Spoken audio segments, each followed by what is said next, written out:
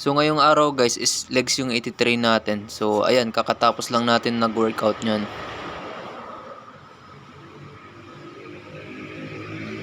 So bago nga tayo mag-start magbuhat, ayan, nag-stretching nga muna tayo para hindi tayo ma-injury.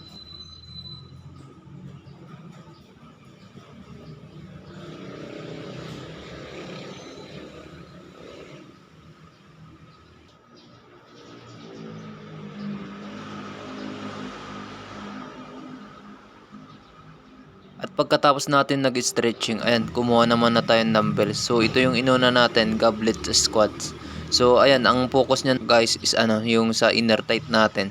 So ang ginawa ko diyan sa dumbbells na yun is 2 sets tapos 12 repetition.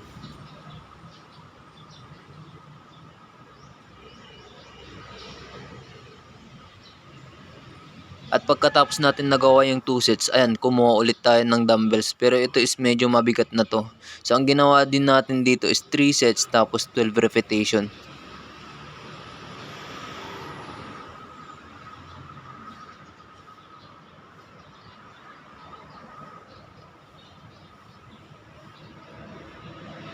At pagkatapos natin nag-goblet squats, ayan, dumiretso naman na tayo doon sa natin, rocks natin. So ang gagawin natin is squats. So ang ginawa ko dito sa barbell is 2 sets tapos 12 repetition.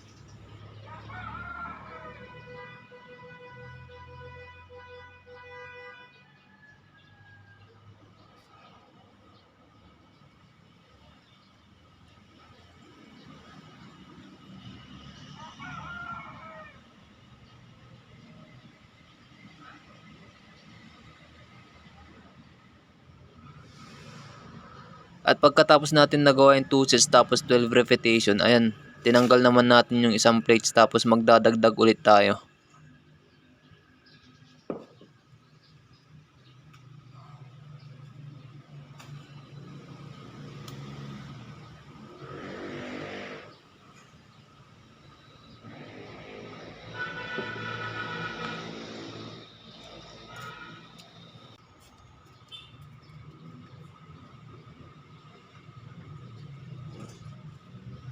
Pagkatapos nga natin napalitan yung plates, ayan, nag-squats naman na tayo. So ang ginawa ko naman dito is 3 sets tapos 9 repetition.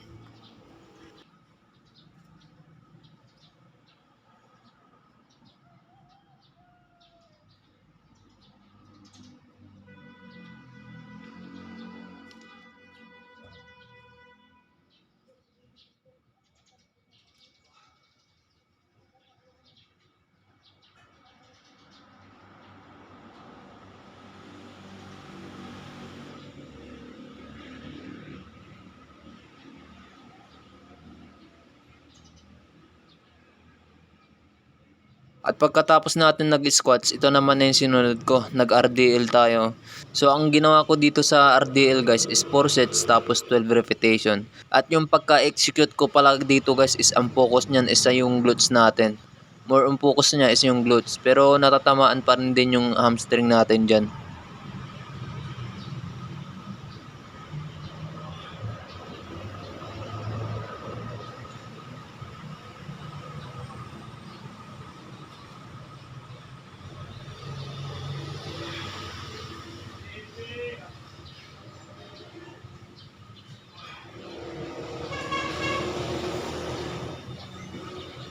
At pagkatapos natin nag-RDL, ayan, sinunod ko naman na yun sa calf natin. So ang ginawa ko dito guys is 4 sets tapos 20 repetition.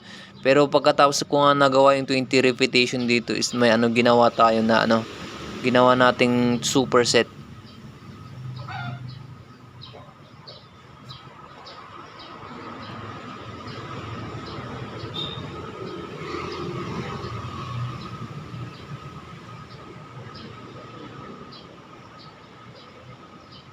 At ito naman na yung ginawa natin superset, yung sa shin splint natin. So ang ginawa ko din dito is 20 repetition.